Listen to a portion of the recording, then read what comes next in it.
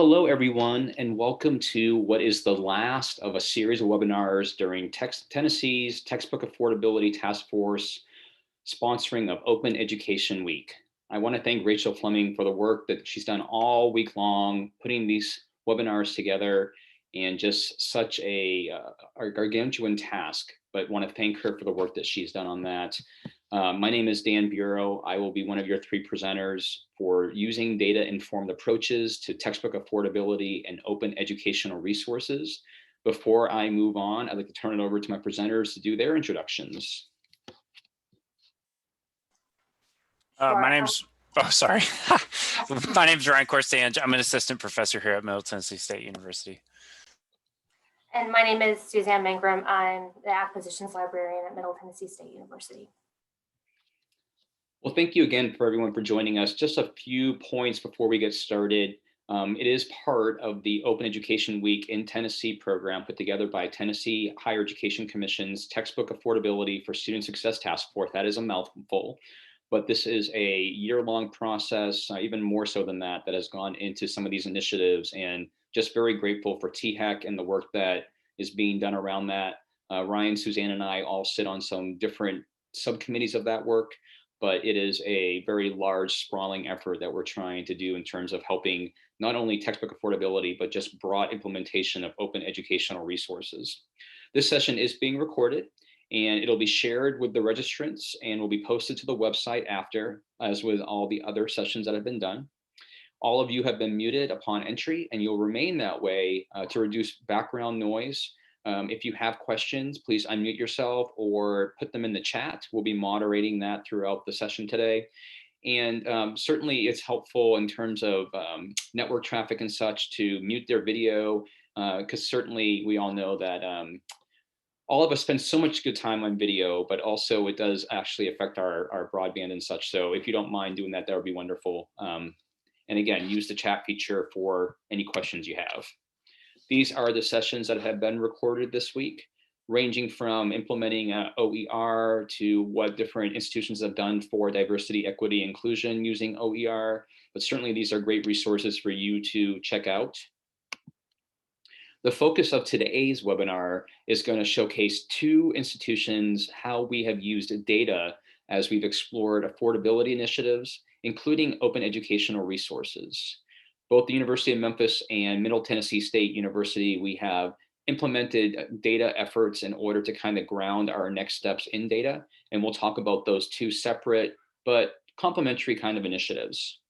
One of the things I want to emphasize today too is that both of us, our surveys that we've used are, you're welcome to take them, just contact us. We also will share a link to a folder through which you can actually access those surveys. So take them and use them. We'd love to have comparative data. So we did not create those in order to keep it internally. We hope that people will use those in order to get the information they need for their campus.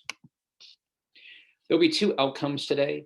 We're going to explain some approaches that we've used to ascertain the extent to which textbook affordability is an issue for students. And then that'll be what I showcase at the University of Memphis. And then Ryan and Suzanne will talk more about how they have used faculty perception data to inform strategic faculty initiatives. I do want to honor some of the recent initiatives that have been in place. There has been this standing steering committee on textbook affordability. There has been a study of TBR institutions, and Elizabeth Spica is on the phone today. Is on the Zoom meeting today. I want to thank her for the work that she's done in leading that initiative, which actually a lot of what we've done at University of Memphis stole from that with her permission. There are a number of work groups, whether it be marketing or fundraising or looking at faculty initiatives, but this is a larger state-driven focus on affordability and infusing diverse approaches to educational materials. There have been a number of grants that have been offered this year. Last fall, a number of two-year institutions were awarded a grant, and at the end of 2020, launching into 2021, the six LGIs focus on diversity, equity, and inclusion. Several of us received grants as well, and all three of us on the call today are engaged on the grant initiatives on our respective campuses. So what did we do at the University of Memphis around educational materials and textbook affordability? So the survey focus for us was about beliefs, perceptions, and dispositions that students have. How are students approaching this issue of affordability of educational materials? A second focus was student agency and commitment. To what extent are students committed to actually purchasing materials, even if they have the resources or not? And the third one was, what are their behaviors towards purchase, and what factors really influence those behaviors? Again, this was part of a larger project, and we borrowed several aspects of the survey from a survey developed by Elizabeth through TBR. One of the points a point I want to make before we get too far into the data points I'm going to offer from Memphis, and I only offer a few of them in here because the context and culture of every institution is different, whether you're a 2-year or a 4-year or whatever. So I'm going to offer 5 points of kind of interest, as well as just kind of a general overview of our survey results. That being said, though, this survey could be used in any context on any campus. So again, please contact us if you'd like to borrow it. You can also add questions, obviously, that are specific to the campus and on which you work. So for the University of Memphis, we did a randomly sampled, we did a random sample of about 5,600 students. We were looking at sophomores, juniors, and seniors. We administered the survey last summer. We wanted to engage students in this process if they had had some level of experience already in purchasing materials. So there were also some no dual enrollment or no transfer students had been included in this as well. But it was for sophomores, juniors, and seniors. And we had about almost 800 usable responses, which I thought was pretty good given that it was a summer administration. And those responses were relatively representative of our campus community, a little bit overrepresented in terms of female versus male, and a little bit overrepresented in terms of the traditional age of our students. Memphis does have a large population of adult students, so probably about 2/3 of our students range in that traditional age, but a little bit overrepresentation there. We are certainly a diverse campus, and our non-white population does constitute right around 50% of our campus community. But we were a little bit overrepresented in terms of non-white students over white students. About 1/3 of our campus population is first generation, so certainly overrepresented there. Around the right number for Pell, about half of our students are Pell eligible. And then about 65% of our students, so 65% of respondents average 12 or more credit hours. We coordinated the survey while also looking at ways to distribute Wi-Fi, laptop, and other educational initiatives as part of a grant we received. So you should know that this survey was being administered around the same time that we were also soliciting the needs of students using and distributing technological resources for students who needed them. So just one of the first findings I want to offer here is that I think that we went into this thinking that all of our students who replied would certainly be lower income students in need. That is not necessarily totally the case here, but you can see that if you're looking at those lines 1 through 7, the majority of people that replied were kind of possibly in that lower income bracket. And also I'd point here to number 13, where it says not sure. A number of our students did not indicate or were not sure about their family income. And so this is just some good context. We also had several students who replied that were not necessarily in low income or Pell eligible scenarios. So this is a good cross section of our campus population. One of the things we wanted to look at was how much students spend on any given year for their educational materials. And what we found here was the majority of students are spending anywhere, are spending, not the majority, but there's a significant number that are spending $600 and more a year. So that's almost 300 students there of our 800 are spending more than $600 a year on educational materials. Could be concerning, could not be concerning, depends on majors, lots of factors influence that.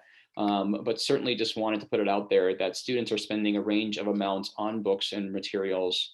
But even at that 300 mark, that lower end there, for some students that could be of great concern, because you'll see on this slide, students were mainly using cash and savings in order to pay for that. A number of our students were using grants and loans and such to pay for school, but fewer were actually using those to pay for their books. I thought this was really interesting that about 2/3 of our students were using at least two different sources to fund their educational materials. And so I think that's just something I'd want to interrogate more as we did this survey in the future, because I think that there's something to be said there about how students are prioritizing this in the bigger scheme of all of their educational expenses, and not just educational expenses, but those rent and utilities and taking care of their families, those kinds of things. So I thought this was kind of an interesting factor, an interesting finding that our survey brought forth. As I said earlier, one of the things we really wanted to look at was this idea of student agency and their real beliefs on how they want to spend money on educational materials. One of the things I thought was interesting about this survey, and they're very relative to some of the work that my colleagues at MTSU are doing around open educational materials, is that most students indicate that they're not getting access to open educational resources in their classes, that they do have to pay for those resources. They might be digital or they might be paper, but they are paying, not necessarily accessing those for free. And that's something that I think we at the University of Memphis really want to look at moving forward, about how we can do more in our classes to provide open educational resources. One of my colleagues who's on the call today, Dr. Menson Fur, is one of our principal investigators for a grant that we received, the one I referenced earlier through TBR, that focuses on infusing DEI into a couple of courses, and in her case, a couple of English courses. We hope that as a result of infusing DEI materials that are open educational, we'll have several outcomes achieved. One of those would be that students have better access, obviously, to the materials that they need. But what this was kind of talking about here was there is a belief that students that materials should be free, or that at the very least that it looks like they're more willing to spend an amount around up to $50 per class. But certainly as you get further up there in terms of how much students are willing to spend, they're willing to spend less as they get more expensive. Now that might seem very much like, well, duh, I mean, that makes sense, right? Students don't want to spend money towards this, but we have to examine the extent to which these courses they're taking are important to them in terms of their learning, their development. And we're going to have a whole different impact if you're looking at majors versus gen eds versus electives kinds of courses. I mean, obviously, students approach all their courses very differently, or potentially very differently, depending how much they perceive the course to be of importance. If we're looking at some of the reasons why students don't buy, the number one reason that our students identified was that they didn't need them for the courses that they took, or they did not believe they needed them to be successful in those courses. About 30% of our students indicate that as a reason. You can see that about 1/5 of our students, though, talk about not having enough money to cover all materials, or they could not afford to buy all of the course materials. I was talking with Elizabeth after we had our findings, and I sent her our results and talked about how they kind of compared to TBR, and there was a lot of alignment there, but there's a lot more to interrogate here. So one of the things I would encourage participants on the webinar today to do is, if you're going to do our survey or whatever survey, is to have a plan to interrogate further, to have follow-up, to possibly offer incentives to engage students in focus groups after the fact or such, because I think a lot of our findings are really interesting, but they also beg the question of why further. So I think the last slide that I'm doing, this double check, yeah, on that, is this kind of priorities for purchase, and you could see here that students really strongly agreed, they agreed to some extent, that paying for course materials for their major is a priority. But paying for course materials for other courses is less so. And I don't know what to make of that. I'm not necessarily surprised by that when it comes down to return on investment, examination of to what extent the classes are meaningful, or will they see that will pay off for them down the road. I can see why someone might say, with a finite amount of money, I'm going to put that towards these classes. I need them more. But that being said, we know that access to course materials, purchasing course materials that can help students be more successful, right? So how does this then impact their elective courses, their gen ed courses, courses that they're taking that are not necessarily tied to their major? On our campus, we thought this was really interesting, and we're not quite sure where to go next with, the different models that a campus might use. There's OER, there's provision of materials as part of a, one flat fee kind of thing, and we're looking at all kinds of options. But that they would prefer course materials to be provided at one flat rate, that's an interesting thing to think about. And when you talk with different folks who have had those programs, there's been pros and cons to that. One of them is that the flat rate might be too much, depending on what the student needs, or it might not be enough to cover all the costs. So other students are incurring that debt, if you will. So it's something to consider there, but certainly our students thought the concept was interesting. This fourth one about circumstances that even with free resources, they might not use them, I thought was really interesting, because I thought there would be a lot of agreement with that. But at least in our case, the students were actually very invested in using the resources. So the majority of our students disagreed with that statement. So that was pretty good. And that tied back to our kind of interest about that idea of student agency. And then we also thought it was interesting that the majority of our students felt that having the resources that were required is something to which they're committed. If you look at the gap between number 5 and numbers 1 and 2, though, it's not only that they're committed to it, but when it comes down to it, can they actually afford the materials? And as our abstract for this session said, it's important to kind of consider, are we pricing students out of having the kind of experience that they're really committed to wanting to have, right?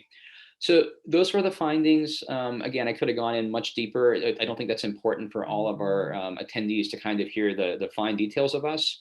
But one of the things I'd encourage you to take away from this is that using data in order to examine these dispositions, these perceptions, can really inform some really important next steps that you would engage in with your bookstores, with your other places that your students are getting those materials. So certainly would encourage you to have that data informed approach. So I'm going to turn it over to Ryan and Suzanne, and I will be happy to forward your slides. Just let me know when, but they'll talk about what they're doing over at MTSU. Cool. Thanks, Dan. So here we go. Whoa, we have stuff happening. Hang on. That's my fault. Whoa, I stopped your sharing. Oh man, I really screwed things up. Okay, well, Dan's figuring out how to correct my technical problems. If you can just share that again. I'm not quite ready to share the PowerPoint. Okay. Let me give you the context for our survey. Our survey is of faculty perceptions.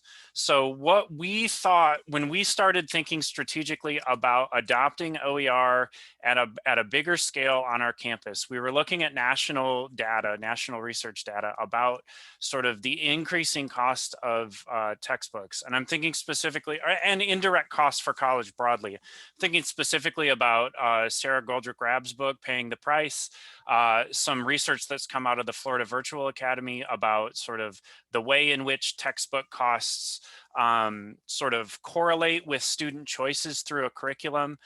One of the things that we sort of recognized quickly was faculty control curricular decisions. And so if we want to include OER at a larger scale, we need to understand sort of why faculty are and aren't using OER. So we wanted to dive into a much more specific we wanted to get a much more specific understanding of what was going on with our faculty and what they were thinking specifically about OER. So you head forward to the next slide. So we took a survey. This was the fall of 2019. So this serves in a lot of ways as baseline data for us. But we surveyed 192 of our faculty. I just checked our fact book this morning. We had in that semester, we had 960 faculty. So, it's a decent sized sample of our faculty. Most of the faculty respondents were tenured, some tenure track, some contingent, and some adjunct. And so we wanted to get a broad sense for what was going on with our faculty's perception of OER. Next slide. So we asked just some simple questions. We distributed our survey through the faculty listserv. On campus, we asked, not many questions. Most were qualitative, most were quantitative. We asked a couple that were more open-ended, and Suzanne's going to talk about the results that we saw there. Our goal was, again, broad understanding. So we wanted to get big, broad-scale perception data, but we also wanted to have the ability to sort of fine grain and understand a little bit more about the perceptions that we were seeing. Next. Sorry, I will say too, we'll share these questions with you, but feel free to use these. These aren't proprietary at all. So we want you to use these if they're useful for you. All right, go ahead. So here was the first slide of data. So our first question, have you heard about OER? You can see that the majority of our faculty had heard about OER. What we don't know here at this level is whether or not they have a good impression or a bad impression of OER. We'll answer that question a little bit later on. Next slide. Then we wanted to know how frequently faculty had adopted OER. What I think is interesting here, if you pair this result with the previous slide, on the previous slide, it was about 67% of the faculty who said that yes, they had heard of OER. On this slide, we have 63% that said that they'd never used OER. That's an interesting sort of inverse relationship. And what it indicates to me is some sort of, hang on, I'll come back to the questions that Meredith's asking in the chat in just a second. But what this result indicates to me is that we have some systematic issues that sort of relate to OER use on campus. And we want to know a lot more about what those are. And we need to know a lot more about what those are, because if we need faculty to adopt OER for them to be useful, which we do, we have to understand why faculty are less interested in adopting OER. So Suzanne is correct. We didn't include TAs. We don't have a lot of TAs. We have adjunct faculty on campus, and we have some TAs. Adjunct faculty do receive the faculty listserv emails, and it's often the case that TAs are classified as adjunct faculty here. So they're not explicitly included, but they are potentially amongst the sample in some instances. Okay, next slide. Okay. Are you using OER currently? So 25% said that they were, 75% that they weren't. That's interesting. If you correlate this again with the previous, in the previous slide, it was 9% of the faculty who said that they always or frequently use OER, but we have 20%, 25% of the respondents who say that they were using it in that semester. So this is an interesting result because it's sort of, I have the notion or the hypothesis going in that once people sort of buy into OER, they're going to always use OER. That seems not to be the case necessarily. It seems like the use of OER is a little bit sort of less static in a way. Next slide. Okay, and then this is where I think we start to see the potential. So, right, again, this was before we'd done any faculty development related to OER. We had, if you remember back, we had a bunch of people who said they heard of OER. We have very few people who say they are always using OER. But here we have about 58% of our respondents who said that they're extremely or somewhat likely to adopt OER for use in their classes in the future. So that's our marketing, right? That's our sort of, that's where we need to work, right? So we need to figure out how to enable those 60% of our respondents to be able to use OER effectively in their classes. And we need to figure out what barriers there are so that we can make that use quick and easy for them. Next slide. And then Suzanne's going to talk about the qualitative data we collected. Okay, yes, thank you. This was our only open-ended response, and we received 129 comments. Responses range from one word to several sentences. Our coding is based on a 2016 write-up survey done by Olga Belikov and Robert Bodley from Brigham Young University on faculty awareness and attitudes towards OER. Belikoff and Bodley looked at barriers and motivators. Because of the way our question was phrased, we received more information on challenges or perceived challenges that prevent faculty from adopting OER. We coded this collaboratively and using some of the categories from the BYU study, such as need more information, cost, lack of OER quality, and creating new categories based on the frequency of comments received. We used multiple codes on responses that expressed multiple concerns and opinions, but no comment received more than one code, and we have 177 coded responses. So I'm going to go through some of, just show you some of the actual responses from these categories and talk about our thoughts on them. Next slide, please. Currency. So not too many, but we do think, that currency is an issue with OER, but we also have to remember that in traditional textbooks, the currency and the frequency of updates, they aren't necessarily related to substantive updates that need to happen, right? But we have a library textbook program, and I am surprised at how many times we go back and say, oh, the professor didn't need the updated edition, but we had to order it because there weren't enough of the older edition. So it's almost like a production choice. So there's currency of OER, but there's also understanding about updates for traditional text. Okay, and then next, resource production. This category refers to concerns about the actual OER resource, its nature, how it's created. It includes concerns about accessibility issues, tech support, flexibility, copyright, and format. And although these comments could fall into the need more information category, we wanted to capture this set of concerns that have to do with the actual response. And one thing that Ryan mentioned, and I think it's a good point, that it does show that our faculty care about how our students are interacting with the text. It shows some concerns, like that it has a consistent voice, that the students, they think the students have more accessibility or ease of use with some other text, or possibly with a print text. So that's good, and that gives us a place to start a conversation with faculty. Okay, and next is lack of subject area resources. Responses in this category voice concerns by faculty who mentioned a lack of OER in their specific field of interest, and this category also includes a lack of ancillary materials.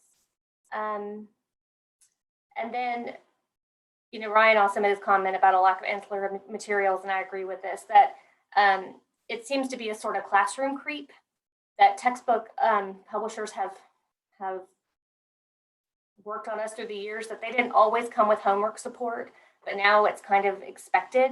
And so many publishers create this, all-inclusive portal of learning that diminishes individual student needs and experiences. And usually it's very, very expensive. So an OER would be a paradigm shift for many, and it would be, it would have to have a conversation of why teaching must be valued. And so that is another place we think our conversations need to go. So selection process. Concerns about the process of selecting and adopting OER.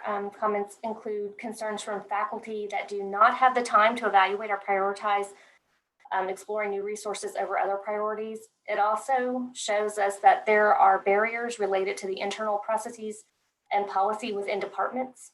Some respondents mentioned that they are not the final decision makers on what textbooks are used for their courses. And there was also mention of a lack of skill to evaluate OER or winning over the cooperation of others to consider OER.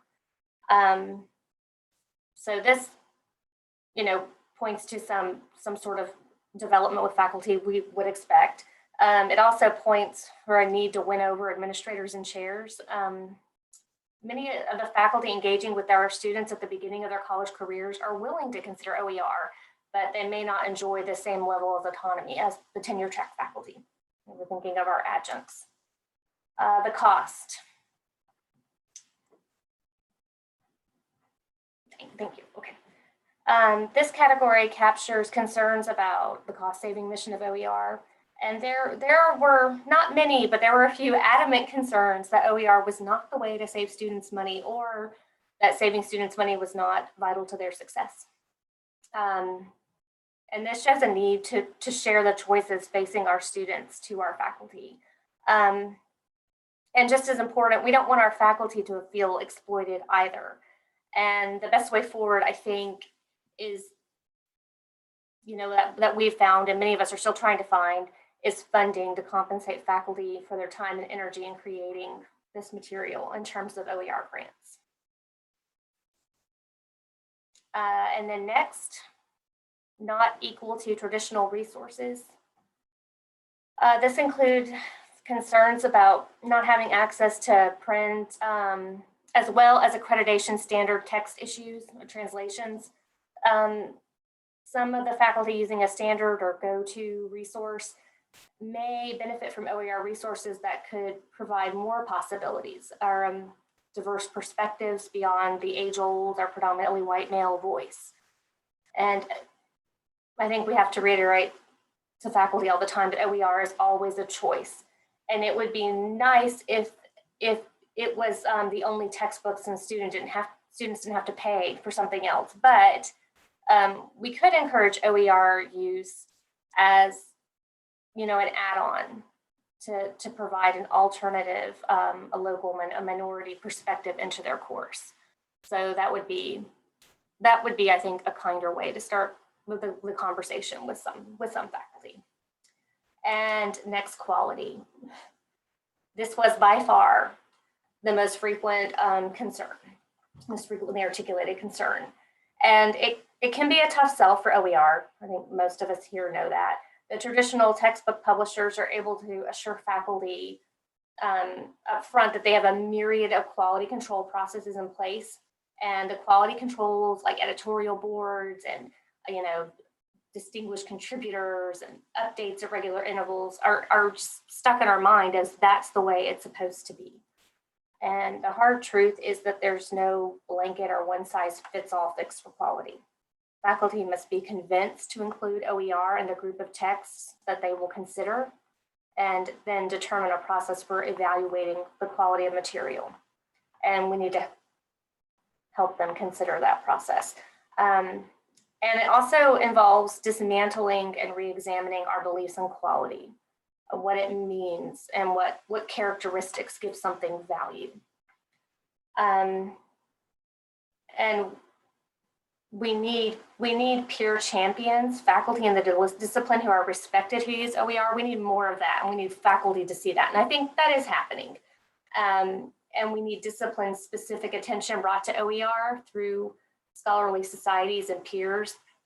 And it's also been helpful from my perspective in the library to see academic publishers shine a light on this, like the Tome Project, which is really exciting, partnership between universities and scholarly publishers to do open monographs, and we can find some OER or some textbooks that way. But that was the issue that always seemed to come up over and over again. Okay, and finally, other. So there were some really important points made in other. The last comment about support and incentives, that's a concern that I share. But we also found that the publisher relationship is vital to some departments and creates a structural challenge to OER adoption. In one example, on our campus, there's a department that has written a textbook used in all sections of a gateway course, and the royalties that they receive for their work goes into their professional development fund. And we were told that this is their only discretionary money, and that it would be really hard for them to give that up because that's their professional development. And this also shows why it's important to have administrative support for OER, because those are some conversations that we need to have on a larger scale on our campus that maybe we didn't think about at the outset of this. So I think, and that's it for our qualitative questions. So this survey, it helped us to understand our faculty's perceptions of OER. It helped us, like Dan said, go at this with another plan in place, because it also gave us more questions, and we thought, oh, we need to tackle this and see what's really going on here. So I agree with that. We know that most faculty know about OER, but they don't use it. We know that they have a high regard for quality and usability of the traditionally published textbooks, and these shape our approach. So we are offering workshops about key OER facts. We're planning a faculty learning community for the fall to do a deep dive into some aspects of OER, and we're awarding microgrants to support faculty in the adoption of OER. And from this survey, oh, I'm sorry. Can you advance to? Sorry about that. I was looking on my own screen. So our next steps would be our faculty workshop series, our learning communities, and trying to have a centralized communication of OER resources and training through our website that we're trying to develop right now, and working on an improved back-end support for OER on campus and what that needs to look like over the next year and what that needs to be over the long term. And that's it. Okay, so we have plenty of time for questions. And so we'll share this link again so you can have this material.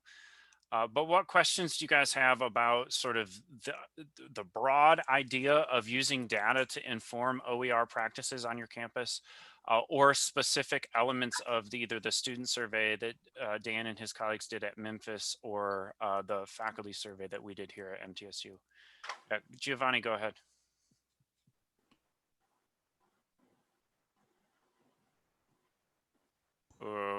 Can you unmute yourself? Yes, I just did it. Sorry. Perfect. Awesome. So I think it's like an amazing idea, like running like OER through data, trying to understand what our faculty are thinking, what are we thinking about OER? Because just by looking at all the data you were showing, it kind of like shocked me that so many faculty have this kind of like bad idea about OER, especially about updates, about quality control. Like, you know, OER should be like adopted because you can adapt it. You can grab a text from someone else and make it yours, improve it, make it exactly like you want.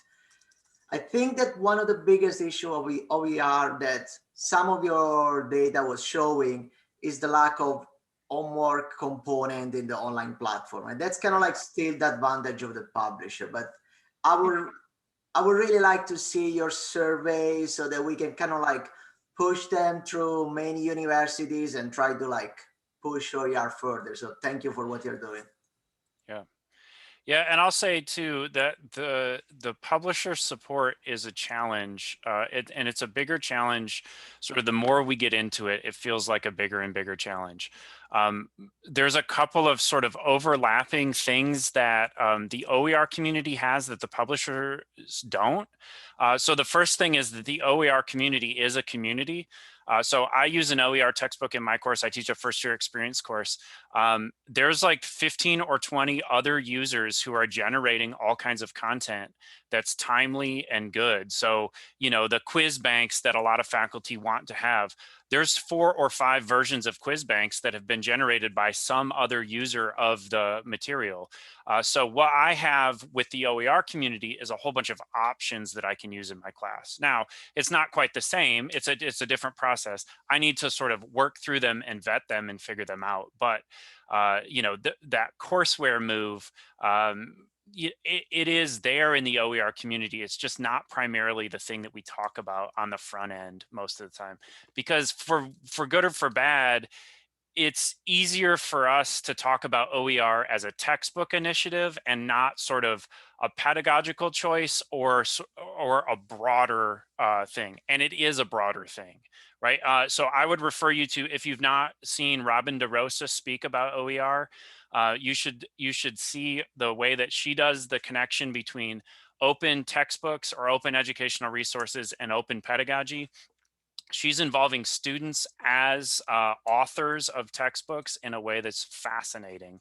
And I believe, I would say it's forward-looking and transformative for the way we conceive of teaching in higher ed. Elizabeth has a question. Yeah, hi. Thank you all for this great presentation. And this is really amazing research that's coming out of both Memphis and MTSU. I had two quick comments and a question. And the first comment kind of builds off what Giovanni just said. And it's about this idea of quality. And, I'm really not surprised that the faculty made this comment about quality, because frankly, that was a great argument 10 years ago, and it's one that publishers are still kind of feeding into faculty's minds.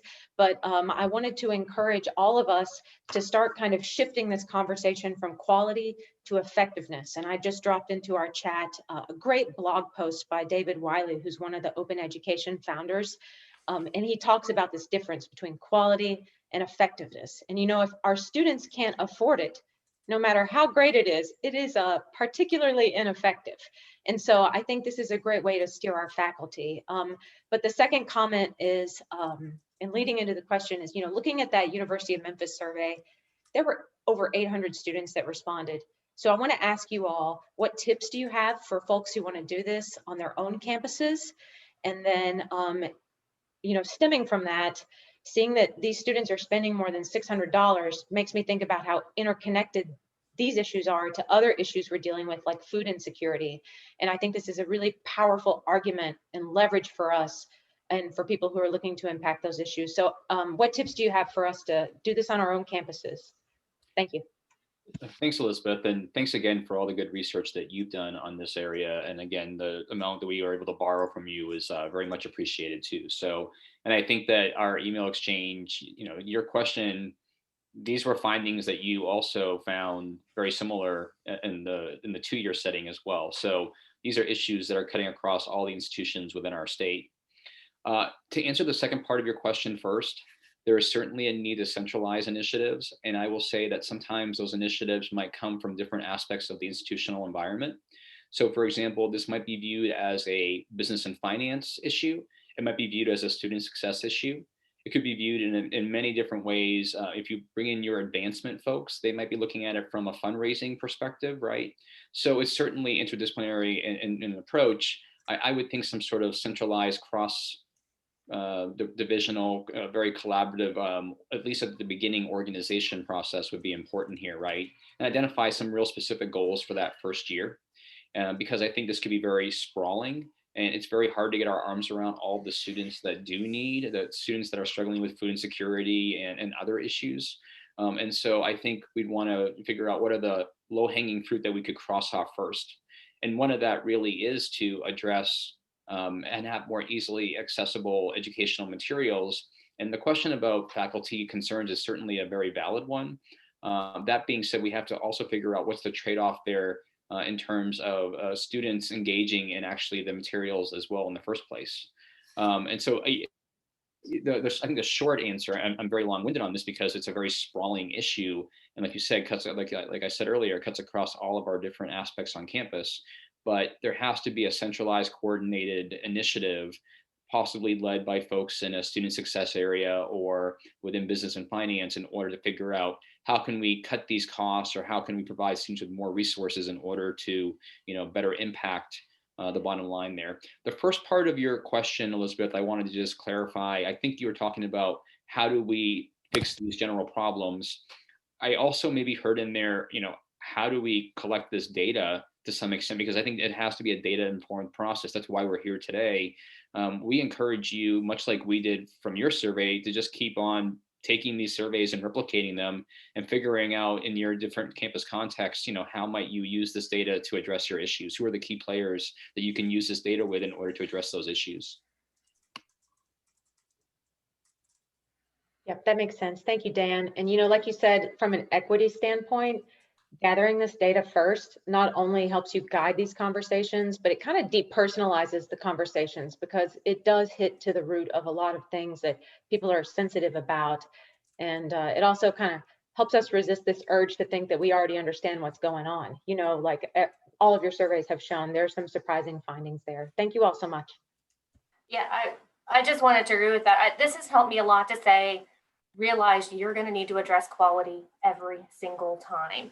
And, a lot of our faculty aren't like Ryan, they're not going to jump in, but I think they're interested, but they're scared. I feel like And I'm scared because I feel like they want a Sherpa to help them get through the process. And I can't be that. I can offer, a basic level of support, but we don't have that kind of support infrastructure. And, it's not even as good as it could be because we're just starting out. So, but I think if you can just get people started and get them curious, a lot of good is happening already. And Candace asked about an introductory video, and I think the one, and I think Elizabeth was part of that, and Ryan, done by the THEC textbook affordability group is excellent. And earlier, I think in February, I did sort of like a flipped event at my library where I asked everyone to watch that video. I said, it's 1 hour, it's an introduction to OER. Please take a look. And then we came and had a conversation for our webinar, but they had to watch that first. And it was really successful. And people were pumped about the THEC webinar. And we had a really great conversation started from that. There are so many more. I'm sure other people, are putting tons of great things on there. That one is an hour long. Karen has a question. Just one thought question here or comment. It occurred to me that many may be uncomfortable just because they may not have an education background. And as far as building curriculum and that sort of thing, that it just kind of flew across my mind. And I think maybe some assistance with helping those that don't actually have education backgrounds of how to actually put some curriculum together that may serve that. Yeah, that's a great point. And I don't know if y'all sort of ever get calls from textbook publishers, but I do frequently. And one of the things that they lead with every time is, we have this many instructional designers on our staff. And so all you have to do is sort of say the word and we'll build out your course for you. And they have all, pre-built assessments and all kinds of stuff. And they can talk about how it's validated and how it's, helpful.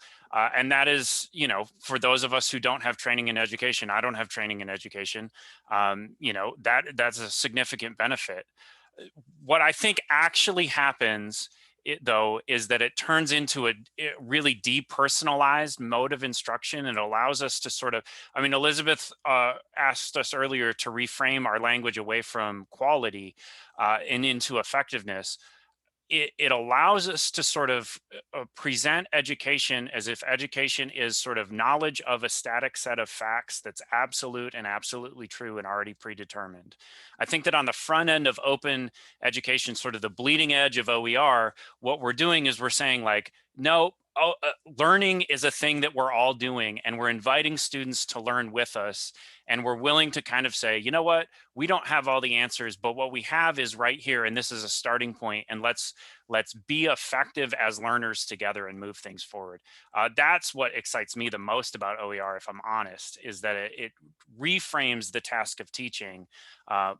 But I agree that it requires a certain amount of instructional support, and it's a worthwhile challenge to consider. What other questions are there? Quincy.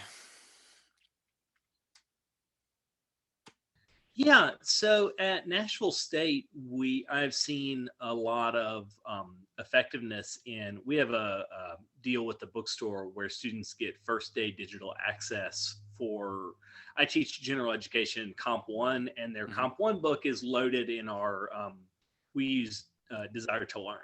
Yep. So day one, they have that. I see a really fascinating potential to put OERs to preload them in a learning platform and have first day access with that. I wonder, what's the possibility of checking again student perception after that has been done, or are any of the other schools in the state doing something like this, and can we survey them and get some comparative data there? Yeah, it's a great question. I can speak to part of it. It is not hard at all to add OER, preload OER into the LMS. That's how I build out all of our classes. I use a book that's published through the Rebus community, and there's an individual URL for every chapter. And so I can provide a link to the entire book, and then also to each individual chapters. It's read in HTML. So it's just an external link. I can also download as a PDF and break it up into chapters. And so I can give it to students in PDF. So they do have first day access. The research that I've seen says something along the lines of students who have access first day of class use it. And so it's something like 90% of the students who have access in the week before the class to course materials do use their those course materials or access them before the class begins. But that's not Tennessee data. So, you know, that's not a survey that we've tried here. I don't know if anybody else has data on usage on the first day in any of your classes, but we haven't tried that here yet. I wonder if that would be doable by using like, you know, e-courseware kind of things. I would imagine that they collect some level of metrics. Yeah, they do collect those metrics. So you could see, yeah, you're right. I could see if for an example, I could look and see what students have clicked on each of the textbooks links. And I would probably also be able to find a date. I think we're using D2L. D2L certainly has that functionality. So that would be something, that would be a way to find that data. I don't know how to export or aggregate those results and make it sort of, you know, program wide or university wide, but that might be an option. Yeah. Other thoughts about that early access?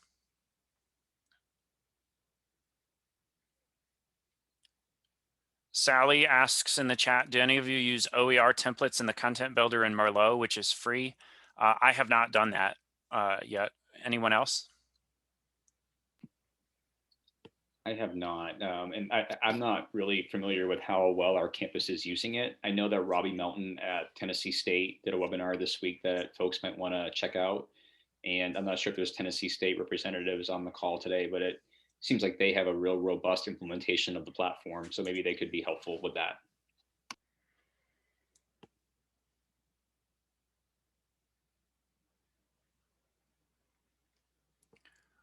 Any other questions?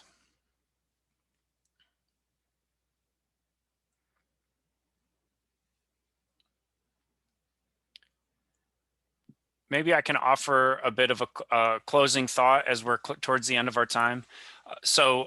My thought is this, sort of higher ed is at a bit of a crossroads, and part of it is as a result of the pandemic, and part of it as a result of several other things, right? We can think about the demographic shift that's happening, or Cliff. We can think about the rise of for-profit universities and some of the changes that has produced in our sort of market segment. I believe that OER has the potential to transform a student's experience in their higher education, in their time in higher education. And I believe it also has the impact or the opportunity to sort of significantly increase their learning. I think it's definitely an equity and inclusion issue. There are a lot of challenges, but there are challenges that are, in my opinion, well worth pursuing. We've seen today some of the sort of effects on students of costly textbooks, and we've seen some of the perceptions of faculty about textbook use. And we see also a certain misalignment of those two things. And I think the task before all of us is to sort of figure out how to serve students the best and present high quality and effective course materials to them that sort of communicate a lot of value and increase the learning that students accomplish in college. And it's going to take work. So that's just the thing about it. So I'm excited for the effort. I'm excited that on a Friday afternoon, there's 32 people on this call trying to figure out how we can do this together. I think that this isn't something that one person can figure out. It's something that we all have to figure out. It's a paradigm change, and it's going to be hard. So those are my thoughts. Thank you for your time and your questions. Dan, Suzanne, do you guys have any closing thoughts that you'd like to communicate as well? I just wanted to tell Rachel again, thank you so much for jumpstarting this. We appreciate it so much, Rachel. And I hope we can do this more. It has been so nice to hear what other people are doing across the state. And like Ryan said, trying to work through some of this together. So thank you. It's been nice. Thank you all for coming. Well said by my colleagues. Just thank you all and have a great weekend.